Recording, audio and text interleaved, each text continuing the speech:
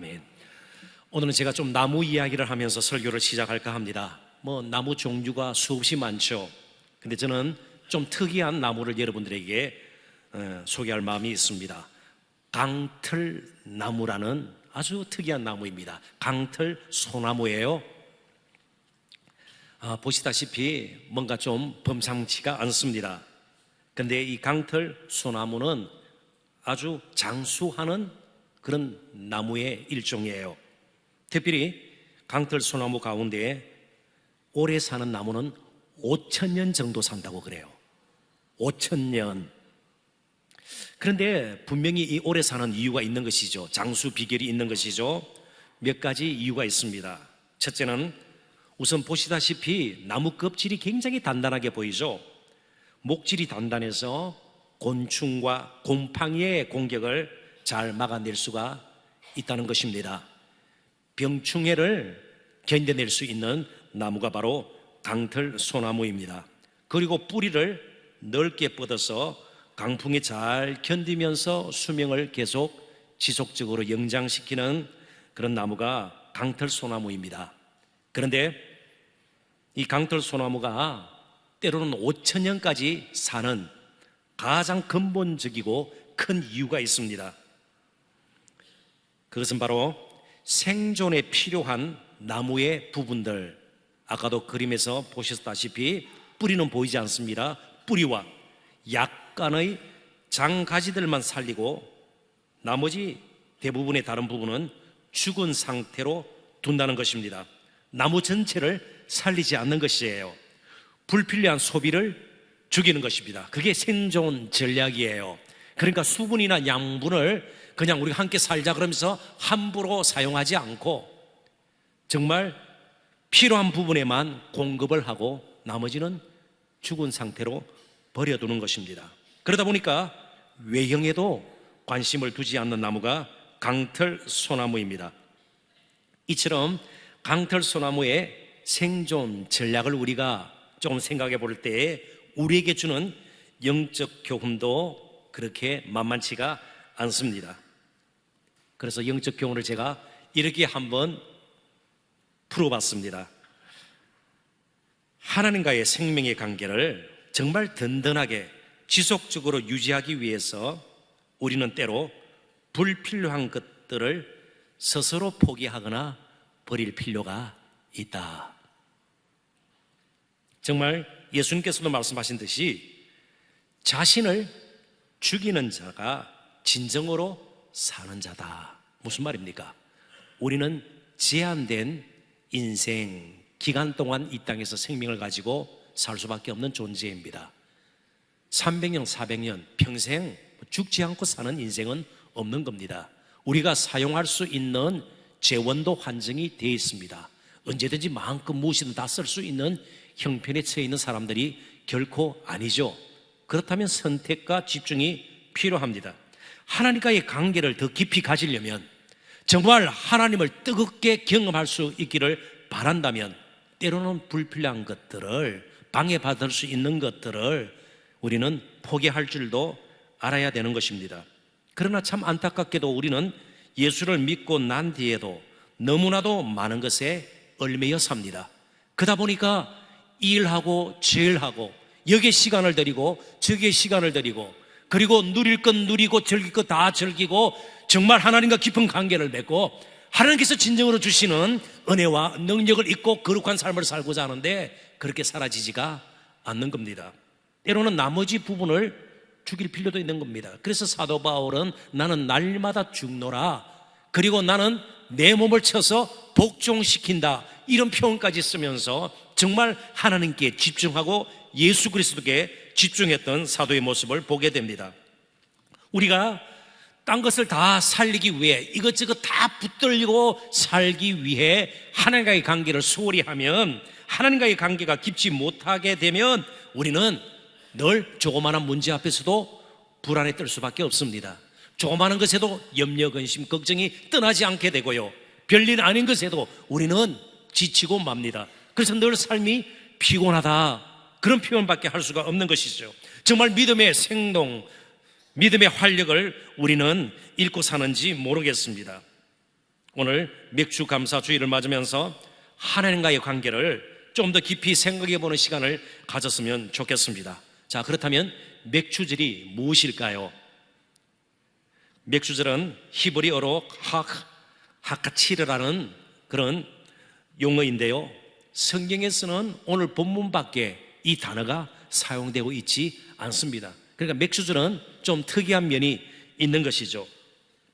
그리고 길게는 설명을 하지 않겠습니다. 다음 기회에 좀 더 맥주절과 다른 절기에 대해서 공부할 기회가 있으리라 생각이 됩니다. 이 맥주절은 유월절, 무교절로도 불리죠. 그리고 수장절, 초막절, 장막절로도 불리는 맥주절, 유월절, 이 수장절 세 개를 합쳐서 이스라엘의 3대 절기라고 부르는 겁니다.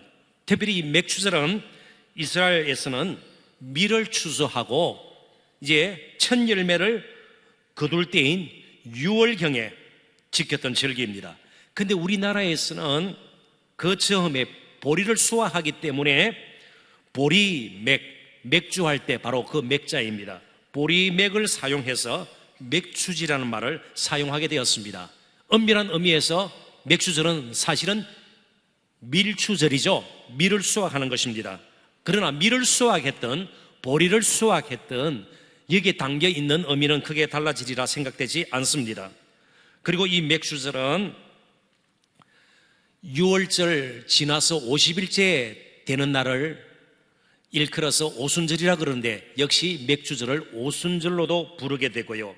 그리고 보리 추수를 위해서 처음 낫을 든 때로부터 7주가 되는 날, 그 다음 날 지키는 절기라 그래서 칠칠절로도 불리게 됩니다. 이건 다소 잊어버려도 괜찮습니다. 자, 그렇다면 이 맥주절이 과연 담고 있는 의미가 무엇일까 하는 것입니다. 단순히 밀을 추수했으니까 농경사에서 흔히 볼 수 있는 그런 제사 정도일까, 감사 제사 정도일까, 우리는 의문을 던져 보아야 합니다. 이제 살펴보겠습니다만은 이 맥주절에 대해서 기록된 말씀은 십계명의 연장선상에 있는 흔히 언약서라고 부릅니다. 십계명을 구체적인 우리의 일상생활에서 어떻게 지킬 것인가, 그 말씀들이 이어지고 있는 내용 가운데 맥주절을 지키라는 말씀도 있는 겁니다. 그러니까 맥주절은 십계명의 정신, 하나님 사랑과 이웃 사랑의 정신을 가지고 지켜야 되는 것임을 우리는 알게 되는 겁니다. 자, 그렇다면 더 우리가 문제 삼을 수 있는 것은요, 우리는 밀추수도 하지 않고 보리종사도 짓지 않는 사람이 대부분인데 이 맥주절이 왜 오늘 우리가 지켜야 합니까? 그렇게 의문을 던질 수가 있죠. 3대 절기가 뭐라고 그랬어요? 첫 번째는 6월절. 그렇지만 6월절의 진정한 핵심 인물은 누구일까요? 세상죄를 지고 가는 예수 그리스도. 정말 6월절 어린 양, 그것은 그림자예요. 실체는 예수 그리스도예요. 예수 그리스도를 통해서 이스라엘 백성들이 출애굽을 통해서 애굽에서 하나님의 백성이 되었던 것처럼 우리는 예수 그리스도의 피로 말미암아 새 사람이 되었고 구원받은 백성이 되었습니다. 그래서 예수 그리스도의 십자가를 기념하는 고난주간과 부활을 기념하는 부활절을 우리가 지키게 되는 것이죠. 그리고 장막절, 마지막 추수하고 곡식들을 곡간에 이제 들여놓는 초막절, 장막절, 수장절은 오늘날 추수감사절로 저희들은 지키고 있습니다. 자, 그렇다면 맥주절은 오늘을 사는 저와 여러분에게 농사는 짓지 않지만 특별한 의미가 있을 것입니다. 이것을 오늘 몇 가지의 주제를 가지고 여러분들하고 함께 나누기를 원하는 것입니다. 첫 번째 주제는 지킴의 은혜입니다. 오늘 본문에 보면 맥주절을 지키라, 그리고 또 계속되는 말씀 가운데 수장절을 지키라, 지키라는 말을 사용하고 있습니다. 그런데 지킨다는, 맥주절을 지킨다는 이 말 가운데서 우리는 또 다른 지킴을 기억해야 합니다. 이스라엘 백성들, 다른 사람에 비해서 훨씬 인격적으로 뛰어나거나 훨씬 똑똑하거나 경건하거나 여러 가지 모양으로 하나님 보실 때에 흠이 없어서 그들을 부르신 것이 아닙니다. 원래 그들은 애굽에서 종살이 하던 벽돌 굽던 노예들이었습니다. 소망 없이 살던 그들이었지만 아브라함에게 하셨던 약속, 400년 혹은 430년 전에 아브라함과 함께 이제 하나님께서 언약을 맺으셨는데, 내가 때가 되면 이스라엘 백성들을 압제의 땅에서 건져내어 자유인으로 말하고 나의 소유로 삼겠다, 나의 백성으로 삼겠다 약속을 하셨어요. 그 약속을 하나님께서 먼저 지키신 겁니다. 그래서 그들이 애굽에서 나와서 이제 자유인이 되었어요. 하나님의 백성이 되었습니다. 그러면서 이제 이스라엘 백성들은 애굽에서 종살이 하던 식으로 더 이상 살아서는 안 된다는 것이에요. 노예 생활하던 것처럼 그냥 하루하루 먹고 사는데 급급해서 그렇게 살아서는 안 된다는 것입니다. 하나님의 새로운 백성으로 살아야 되는 것이죠. 그런데 하나님의 새로운 삶의 방식, 태도 가운데 첫 번째 것이 무엇인가 하면 절기를 지키는 거예요. 이제 절기를 지키는 것이 그들의 새로운 삶의 방식이 되었습니다. 그러면서 그들은 밀추수를 하면서 첫 열매예요. 아, 하나님께서 정말 우리를 사랑하셔서 이처럼 약속을 지키시고 가나안 땅에 들어오게 하셔서 첫 열매를 주셨구나.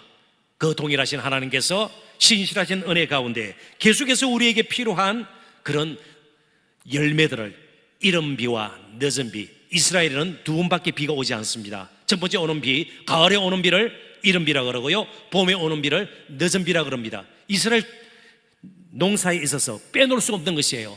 바로 이른 비와 늦은 비는 하나님의 은혜를 상징하는 것이죠. 하나님의 은혜로만 이제는 우리가 열매를 맺고 살 수 있게 되었다는 확신이 그들에게 필요했습니다. 그 확신이 어디 있어요? 갑자기 꿈을 꾸다가요? 열심히 일하다가 갑자기 생겨나요? 아니요. 절기를 지킬 때마다 하나님의 은혜로 지금까지 살아왔고 애굽에서 종살이 하던 우리들을 이끌어내어서 이 약속의 땅에서 우리가 하루하루 살게 되었고, 앞으로도 필요한 것을 하나님께서 공급해 주실 것이다. 열매를 맺게 하시는 분은, 이른 비와 늦은 비를 내려주시는 분은, 이 우주 만물을 통치하시고 우리의 삶을 이끌어 가실 수 있는 분은 하나님이시구나. 그러니까 절기를 지키는 것은요, 짐이에요, 부담이에요, 복이에요? 복이죠. 하나님을 기억하게 하고 확신을 가지게 되는 겁니다. 그러니까 하나님과 관계를 맺는다는 것이 그만큼 중요한 것이에요. 왜요? 우리가 정말 어려움에 부딪혔을 때에, 가정에 문제가 생겼을 때에, 생업터에 여러 가지 공경에 처했을 때에, 상황이 나빠졌을 때에 하나님의 은혜를 생각하고 그리가 쉽지가 않아요. 잊어버리기 일쑤예요. 목사인 저도 그럴 때가 있는 것인데요, 그렇기 때문에 오늘 하나님께서 우리에게 예배를 주시는 것이에요. 예배는 부담이 아니에요. 우리의 시간을 빼앗아가는 것이 아니에요. 하나님께서 억지로 데려다 놓고 우리를 못 살게 굴리고 그런 것이 아니에요. 하나님을 잊어버리지 말도록, 하나님의 은혜가 무엇인가를 날마다 기억하고 살 수 있도록 우리에게 주시는 복이고 은혜입니다. 그래서 지킴의 은혜요. 자, 그렇다면 절기를 지키지 않을 때 어떤 일이 일어날까요? 절기를 지키지 않을 때 여지없이 우상 숭배의 죄에 빠지게 됩니다. 그래서요, 애굽에서 종살이 하던 그들이 몸은 애굽에서 나와서 자유인이 되었지만 절기를 지키지 않으면 온갖 종류의 가나안의 우상들이 그들을 지배하기 시작해요. 오늘날도 마찬가지예요. 우리가 예배를 소홀히 하고 하나님과의 관계를 중요하게 여기지 않으면 돈이 우리를 지배하기 시작해요. 다른 사람의 평가가 나를 지배하기 시작해요. 그래서 때로는 교만에 빠지기도 하고요, 지나친 절망과 그리고 위축감으로 낙심에 빠져서 얼마나 우리의 삶이 뭉개지는지 몰라요. 스스로 종이 되어버리는 것이에요. 정신적으로, 영적으로 생활 가운데서 종이 되어버려가지고 진정한 자유함이 없는 거예요. 평안함이 없는 것이에요. 쉼이 없어요. 그러니까 할 수 있는 말이 뭐예요? 날마다 피곤하고요, 그리고 날마다 스트레스가 쌓인단 말이죠. 어떻게 방법이 없나요? 방법이 있어요. 절기를 지켰던 이스라엘 백성들처럼 하나님과의 관계를 결코 놓치지 않는 겁니다. 그러면 조금 딴 거 포기할 수 있어야죠. 강털 소나무처럼 포기할 수 있어야죠. 그래야 하나님과 역동적인 활력이 있는 관계를 맺고 정말 하나님께서 얼마나 나를 사랑하시는지 날마다 샘솟던 그런 확신이 우리 가운데서 생겨나게 되는 겁니다. 하나님이 얼마나 우리를 사랑하세요.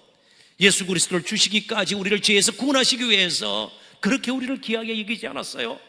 자, 그렇다면 이제 이스라엘 백성들이 절기를 지킬 때 억지로 아니에요. 하나님을 사랑하는 마음으로, 하나님과의 만남을 소중히 여기는 것으로, 하나님과 함께 하는 것을 정말 아름다운 것으로 생각하고 하나님을 이제 만나는 그런 장소, 기회로 그들은 절기를 삼아야 되는 겁니다. 조금 이렇게 쉽게 예를 들 수 있을 것 같습니다. 부부가 굉장히 관계가 악화가 됐습니다. 그래서 남편은 아내를 싫어해요. 아내는 남편을 불신해요. 그래서 할 수 없이 자식 생각하면서 그냥 사는 거예요. 내가 이 인간하고 어떻게 만나가지고 늘 후회가 막심해요. 자, 그런 가운데서 결혼 기념일이 다가왔습니다. 기쁠까요? 결혼 기념일이 의미가 있을까요? 아니요. 더 중요한 것은 두 사람의 관계예요. 서로 사랑할 때 결혼 기념일, 그냥 뭐 좋은 휴가지 안 가더라도, 그죠? 그냥 라면을 같이 끓여 먹더라도 당신 같은 남편을 준 하나님께 감사해요. 나 같은 못난 사람에게 당신 같은 아내를 허락하신 하나님 참으로 감사합니다. 그러면서 조금이라도 더 사랑을 표현하고 할 것이고요, 조금이라도 얼굴이라도 한 번 더 쳐다보게 될 것이에요. 조금이라도 더 시간을 보내려고 할 것이에요. 대단한 것 아니더라도, 화려한 것 아니더라도. 뭐 때문에요? 관계예요. 사랑의 관계예요. 절기지킴은 무거운 짐이 아니에요. 하나님을 사랑하는 마음이 이스라엘 백성들에게 없었기 때문에 그들은 결국 우상숭배제에 빠지고 말았습니다. 팀 켈러 목사님께서 이런 관계에 대해서 아주 재미나게 잘 풀이를 했습니다. 화면을 한번 보시죠. 제가 그분의 말을 인용하겠습니다. 오로지 사랑할 때만 상대방의 얼굴에 관심이 생기고 보면 볼수록 더 보고 싶어지는 법입니다. 하나님과 그분의 사랑이 더 생생하게 다가오게 해 주시길 간구하십시오. 사랑하기 때문에 한 번이라도 더 보고 싶습니다. 그죠? 그래서 옛날에 그런 유행가도 있었죠. 한 번 보고 두 번 보고. 왜 그럴까요? 사랑하기 때문에요. 보고 싶은 사람, 사랑하기 때문에 그래요. 관계가 허물어지면 보기 싫어져요. 함께 있는 게 불편했어요. 그렇습니다. 자, 그렇다면 관계가 얼마나 중요하고 우리의 마음이 얼마나 중요한가, 우리는 이 부분에서 실패함이 없어야 합니다. 자꾸만 우리의 삶을 다르게 만들 수 있는 것을 우리는 환경이라 생각해요. 뭐 여러 가지 조건을 걸면서 이렇게 좀 뭐가 달라지면 내가 달라질 것이다. 아니요. 마음에서부터 진정한 변화가 일어나야 되고요, 우리의 마음이 하나님을 향해서 있어야 되는 겁니다. 그래서 하나님을 사랑하되 무엇을 다하고? 마음을 다하고. 무엇을 다하고? 힘을 다하고. 무엇을 다하고요? 성품을 다하고. 또 무엇을 다하고? 예수님께서는 목숨을 다하여 여호와를 사랑하라. 그래야만 다른 것에 조금 우리가 덜 가지고 포기하고 버린다 할지라도 우리는 정말 제대로 된 인생의 길을 걸어갈 수가 있는 겁니다. 제가 한 문구를 여러분들에게 소개할 텐데요, 한번 추정을 해보십시오. 도대체 이 말이 무슨 말일까? 국지의 평화에 유지에 노력하고 침략적 전쟁을 부인한다. 유엔 헌장에 놓는 또 말씀 같기도 하고요. 사실은 이 말씀은 우리나라 헌법 5조입니다. 뭐 1조는 대한민국은 민주공화국이다, 뭐 그런 거 여러분 아마 들어보셨을 거예요. 헌법 5조입니다. 그런데 아무리 독재 국가라도 또 약소국가, 약한 나라를 못 살게 구는 그런 나라라 할지라도 헌법의 예당초부터 우리는 국제 평화를 깨는데 이바지하고 침략적 전쟁을 우리는 옹호한다. 헌법에 그렇게 헌법 내용을 적어 놓은 나라가 어디 있겠어요? 다 평화를 사랑하고요, 다른 나라와 좋은 우호 그런 관계를 맺고 협력하고 인류의 번영에 이바지하는, 다 문구로는 그렇게 써놓죠. 헌법 자체에 형편없이 써놓은 나라가 어디 있겠어요? 아무리 독재 국가라도 말이죠, 형편없는 나라라도 그렇지 않습니다. 마음이에요. 우리가 주의를 지키는 것도 마찬가지예요. 시간이 없고 또 바쁜 일이 있고 또 여러 가지 내가 할 일이 많은데 가장 먼저 포기하는 시간이 예배 시간이 되어서는 안 된다는 것이에요. 딴 것을 포기하더라도 하나님과의 관계가 흐트러져 버리면 그때부터 우리의 삶에 금이 가기 시작해요. 그리고 그게 크랙이라 그러잖아요. 그 틈이 넓어지면서 우리의 삶이 부서지기 시작해요. 그럴 때 돈으로 메꿀 수가 없다는 것이에요. 무슨 학벌로 메꿀 수가 없다는 것이에요. 세상적인 신분이 그것을 메꿀 수가 없다는 것이에요. 우리는 숱한 정치인들, 경제계에 큰 힘을 가진 자들, 얼마나 인생의 금이 가가지고 갈라지고요, 부스러지는 것을 보지 않았나요?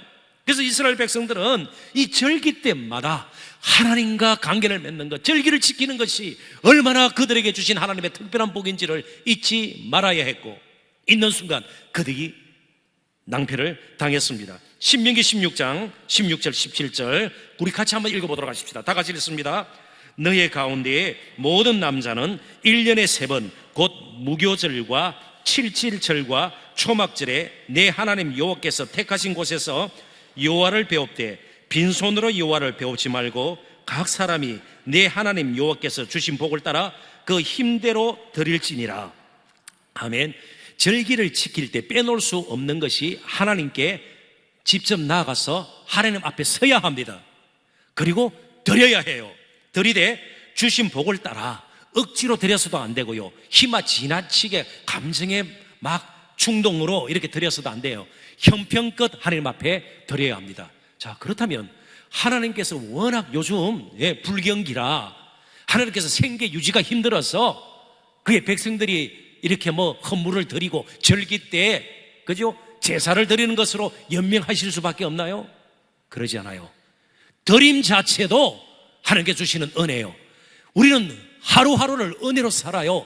드림은 우리가 조금 없어지는 것인데요, 열을 가지고 있다가 하나를 드리면 9 가지고 살아야 되는데요. 잘 들어보십시오. 드리지 않으면 누가 채워주는지를 몰라요. 드리지 않으면 누가 진정 인생의 주인인지를 몰라요. 드림이 없으면요, 모든 것을 내가 책임져야 해요. 불안하죠? 두렵습니다. 다른 사람과 비교하죠? 그러면 더 가져야 되는 겁니다.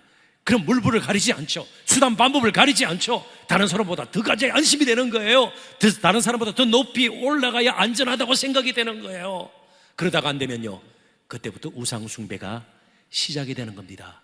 드릴 때 채워주시는 분이 계시구나, 이른 비와 늦은 비를 내리셔 참으로 밀추수를 끝내게 하시고 또 장막절에 마지막 추수가 끝난 다음 그래도 다음 해를 먹고 살 수 있도록 준비시켜 주시는 하나님이 계시는구나.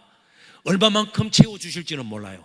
그렇지만 하나님을 잊지 않고 날마다 채워주시는, 예비하신 가운데 사시게 하시는 그 하나님을 우리는 절기를 지킴으로 더 깊이 경험하게 되는 겁니다. 그러므로 절기를 지킨다는 것은 욕심으로부터, 나의 욕심을 따라 살던 삶이 이제는 하나님의 은혜로 사는 인생이 되었다는 것을 선포하는 날이기도 해요.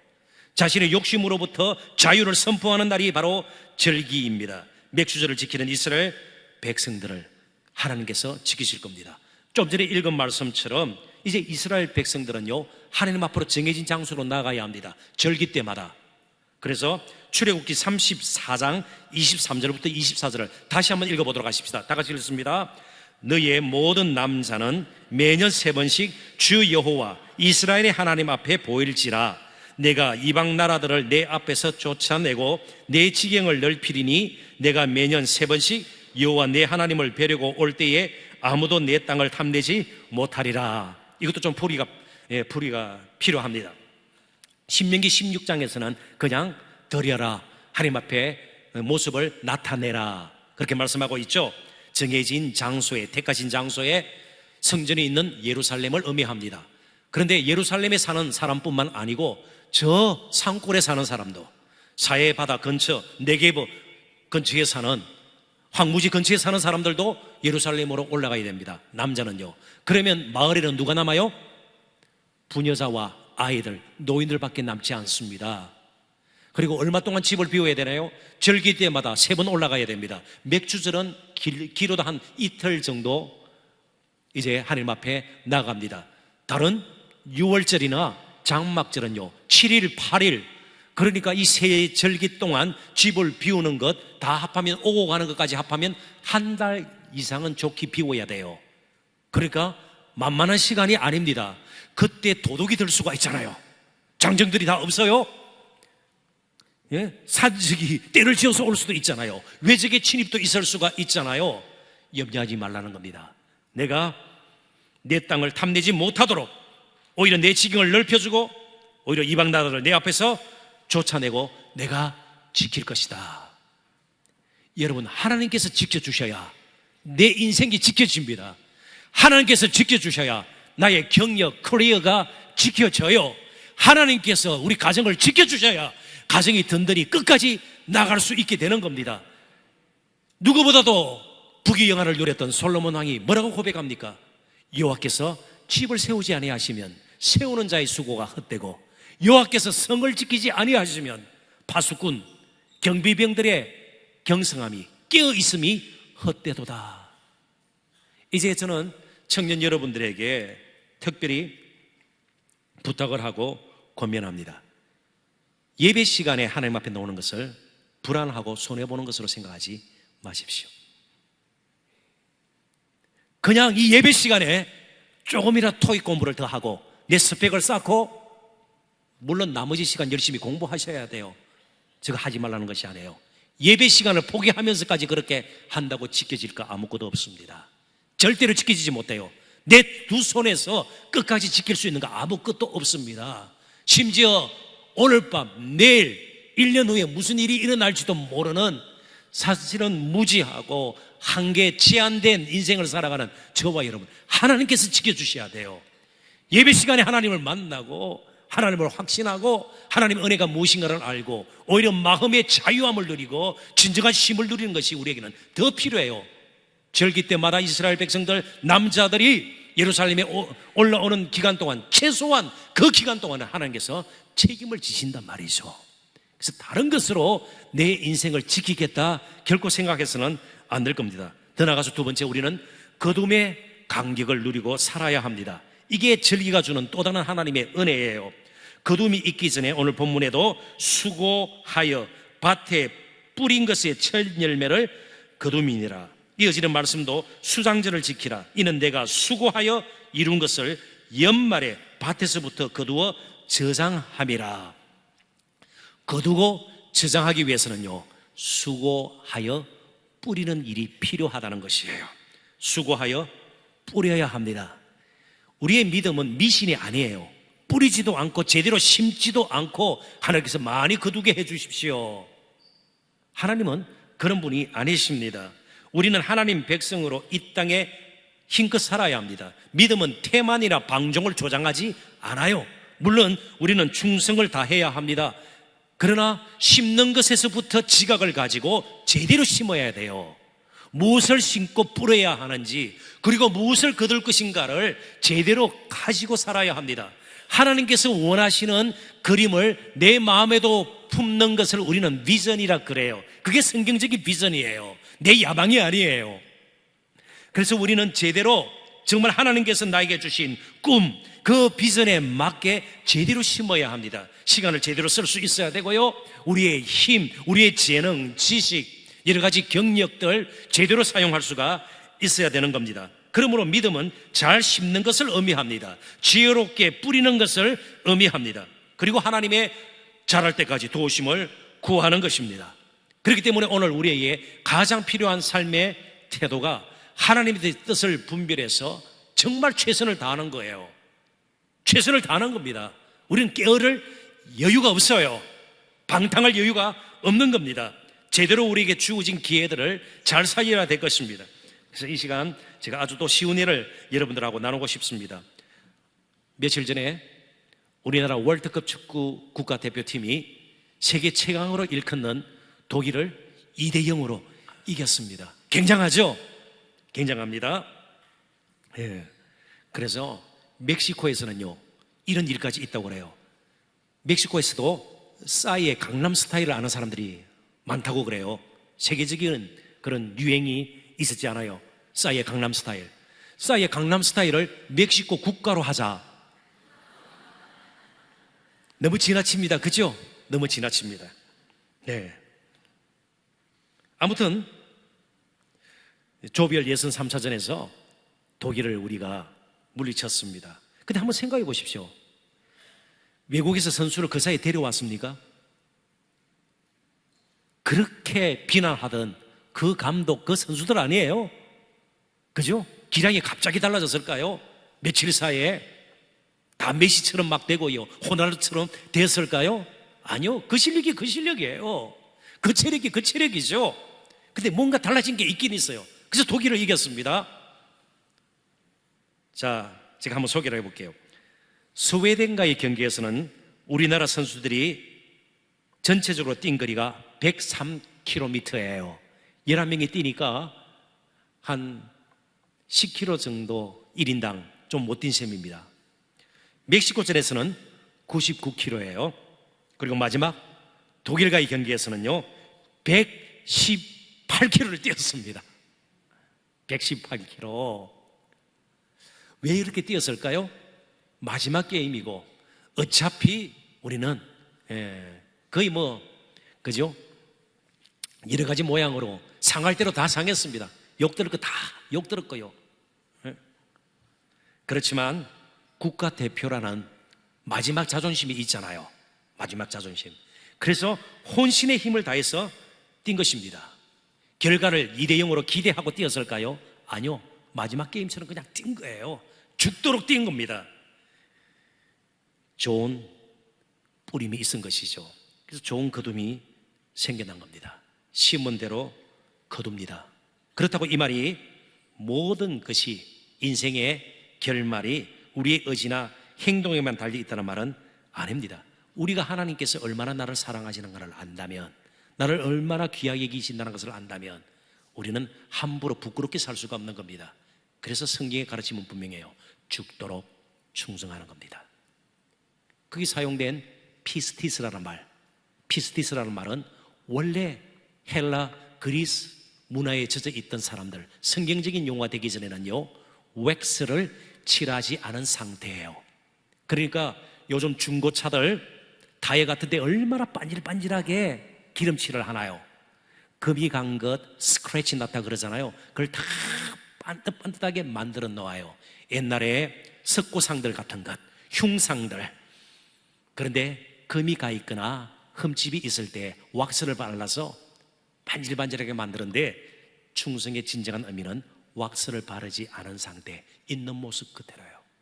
하나님께서는 우리를 무리하게 막 억지로 아니에요. 있는 모습 그대로로 최선을 다하고요, 하루하루를 정말 마지막 날처럼 살아내는 저와 여러분의 모습을 하나님께서는 가장 아름답게 보시는 겁니다. 정말 충성을 다하는 태도가 필요해요. 절박감이 있으면 기도의 무릎을 꿇게 되는 겁니다. 자, 이쯤에서 우리가 한 가지 더 생각해야 합니다. 자, 그럼 이스라엘 백성들이 밀추수를 하고 이제 기쁜 마음으로, 감사한 마음으로 절기를 지킵니다. 하나님께 예배하고 첫것을 드리고 제사하고 그러는 거예요. 그렇다면 가나안의 이방 민족하고 똑같은 거 아니에요? 자, 하나님의 복이 과연 지난해보다 올해 추수한 양이 더 많고 그 다음에는 더 많고 이게 복의 전부일까요? 그래서 한 가지 우리는 꼭 기억할 필요가 있는 내용이 있습니다. 맥추절은 밭에 첫 열매를 거두은 절기일 뿐만 아니고 이스라엘 백성들의 전통, 특별히 탈무드에 의하면은 모세가 시내산에서 하나님의 율법을 받고 하나님과 언약을 맺은 기간이기도 합니다. 무엇을 받은 거요? 열매를 거둔 추수하는 절기일 뿐만 아니고 율법을 받은 절기이기도 해요. 율법을 받아서 이제 하나님께서 율법을 그들에게 주신 것이에요. 그것을 히브리어로 나탄 토라라는 말을 씁니다. 율법을 주었다, 율법을 주었다. 그러니까 곡식을 주었을 뿐만 아니고 열매를 맺게 했을 뿐만 아니고 율법을 주셨습니다. 왜 율법을 주셨을까요? 이스라엘 백성들은 가나안의 다른 족속들과는 달리 배부르는 것이 인생의 목적이 아니라는 것을 가르쳐주기 위함이에요. 다른 이방 족속들처럼 그냥 곡식 많은 것으로 복을 삼고 이게 전부 다가 아니고 율법을 주신 것은 또 다른 열매를 맺으라는 겁니다. 거룩한 열매, 의로운 열매를 맺으라는 것이에요. 그래서 이스라엘 백성들에게는요, 한 손에는 곡식이 있지만 한 손에는 율법이 있는 거예요. 오늘 저와 여러분의 삶의 방식이 달라져야 되는 이유가 여기에 있습니다. 그냥 곡식의 풍성함이 인생의 목적이 되면, 배부른 것이 인생의 목적이 되면 우리는 굉장히 초라할 수 있어요. 저급한 인생이 될 수가 있어요. 교회에 다니는 정말 형편없는 몹쓸 그런 하나님의 백성들이 될 수가 있는 겁니다. 거룩한 열매를 맺어야 되죠. 그래서 율법대로 십계명의 정신을 가지고 살도록 우리는, 그래서 단순히 밀, 보리, 포도, 무화과 나무의 열매만 자랑할 것이 아니라 하나님께서 우리에게 복을 주셨다. 정말 율법에 순종함으로 거룩한 열매를 얼마나 맺었는가, 의로운 열매를 얼마나 맺었는가, 그것이 오늘 또 우리들에게는 필요한 열매라는 겁니다. 그런데 이스라엘 백성들은 실패했어요. 율법대로 살지 못했습니다. 우상 숭배에 빠졌습니다. 왜요? 배부름이 그들의 인생의 목적이었기 때문에. 오늘 저와 여러분도 동일한 시험과 유혹에 직면하고 있습니다. 이스라엘의 실패를 아신 하나님께서 그래서 맥주절과 동일하게 불리는 오순절 날에 저와 여러분을 위해서 엄청난 일을 시작하셨습니다. 자, 사도행전 2장에 보니까 오순절 날에 무슨 일이 일어났습니까? 하늘로부터 성령이 임해서 성령이 임하고 그때부터 예수님의 제자들의 삶의 모습이 달라졌고 그 성령께서 저와 여러분의 삶의 모습을 다르게 바꾸어 주실 것이에요. 율법대로 살지 못하는, 거룩한 열매를 맺지 못하는, 어렵게 살지 못하는 저와 여러분을 위해서 성령께서 오셔서 우리에게 감동을 주는 겁니다. 그러니까 곡식의 풍성함 이상으로 우리는 성령의 충만함을 받아야 되는 것이에요. 성령께서 우리를 다스려 주셔야 되는 겁니다. 그래서 이제 한 구절만 더 읽어보도록 하십시다. 19절, 출애굽기 23장 19절 같이 한번 읽어보십시다. 내 토지에서 처음 거둔 열매에 가장 좋은 것을 가져다가 너의 하나님 여호와의 전에 드릴지니라. 너는 염소 새끼를 그 어미의 젖으로 삼지 말지니라. 예, 앞의 말씀은 이미 우리가 충분히 묵상을 했습니다. 나눠보았습니다. 근데 난데없이 왜 염소 새끼 이야기가 나와요? 너무 잔인하기 때문에 동물 보호 차원에서요, 염소 새끼를 그 어미의 젖으로 삼지 말지나, 물로 삼지 말고 염소 어미의 젖으로 삶으면 육질이 부드러워질 것 같기도 하고 뭐 그런 생각도 들고 말이죠. 난데없이 왜 이 구절이 하나님께 드리는 거하고 연결이 되어 있습니까? 드리는 것이 어디서 왔는지도 잘 생각하라는 겁니다. 왜냐하면 염소 새끼를 그 어미의 젖으로 삼는 것은 다산 새끼들을 많이 구하는, 원하는, 기원하는 가나안의 잘못된 풍습이었습니다. 이것도 미신이에요. 우리가 세상에서 그런 식으로 살지 말라는 것이죠. 큰 거 안 가져와도 괜찮으니까 가난식으로 그렇게 해서 조금 이렇게 적용해 보면 어떨까요? 우리가 다 어렵고 힘들어요. 그렇지만 지나치게 남을 속이고 다른 사람에게 돌아갈 것까지 하나님께서 다른 사람에게 돌아갈 것 이렇게 정해놓았는데 그건 내 것으로 만들고 다른 사람 눈물 짓게 만들면서 그거 하나님 앞에 헌금하겠습니다, 주의 나라를 위해서, 이런 식으로 하지 말라는 겁니다.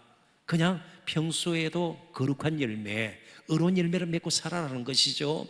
가난식으로 살지 말라는 겁니다. 이제 우리는 말씀과 성령으로 사는 백성이 되어야 합니다. 채워주실 분은 하나님이세요. 이른 비와 늦은 비를 내려주시는 분은 하나님이세요. 이제 우리는 하나님께 주신 말씀과 성령으로 살아야 되는 겁니다. 거룩하고 의로운 열매를 맺으면서 살아야 되는 것입니다. 자, 이제 결론적인 말씀입니다. 그렇다면 거룩한 열매, 의로운 열매가 무엇으로 우리에게는 나타나야 합니까? 나눔으로, 사랑의 나눔으로 나타나야 되는 겁니다. 그러니까 거룩한 삶, 의로운 삶은요, 그냥 성경 옆에 끼고, 말도 가라앉아 여러분 뭐 이렇게 하고 말이죠. 경건하게 보이고 이게 아니에요. 실제로 당시에 가장 경건하고 거룩하고 어렵다고 스스로 여겼던 바리새인들을 포함한 유대 종교 지도자들을 보십시오. 얼마나 사람 사이에 벽을 두고 담을 쌓고 거리를 두고 선을 그었습니까? 조금이라도 못난 사람, 못 배운 사람, 좀 불경건하게 보이는 사람, 약한 사람, 병자들, 이방인들 개 취급하고요, 사람 취급을 하지 않았습니다. 얼굴을 마주 대하지 않았습니다. 대화하는 것을 금했습니다. 그러나 예수님은요, 가장 완전하게 거룩하고요, 온전히 의로운 그분은요, 창녀들과 세리들과 거그가 추악한 사람들과 병든 사람들과 이방인들, 가난한 사람들의 이웃이 되었고요, 함께 식탁의 교제를 나누었고요, 그들을 가까이 가셨고요, 결국은 그들을 위해서 자기의 몸을 떡처럼 나누어 주셨습니다. 구원의 은혜를 그들에게 주셨어요. 자신의 몸으로요, 가장 귀한 그 몸으로 사랑을 베푸셨습니다. 오늘 맥주 감사 주일을 저희들이 보내면서 이제 우리의 삶이 예수님의 몸이 깨어지듯이 우리가 가진 것들, 시간이든 물질이든 지식이든 직분이든 그 무엇이든 좀 깨어서 나눠줄 줄 아는 저와 여러분이 되어야 할 것입니다.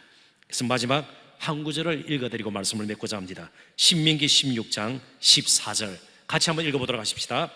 절기를 지킬 때에는 너와 네 자녀와 노비와 내 성중에 거주하는 레인과 객과 고아와 가부가 함께 즐거워하되, 함께 즐거워해야 합니다. 함께 맥주의 기쁨을 누릴 수 있도록 우리 자신이 깨어져야 해요. 예수님께서 몸을 내어놓으시듯이 우리의 삶을 깨어서 많은 사람들에게 사랑을 전하고, 또 하나님께서 우리에게 주신 은혜와 그 복을 또 나눌 수 있는 그런 통로가 될 수 있는 저와 여러분이 되시기를 주님의 이름으로 축원합니다. 기도하십시다. 하나님,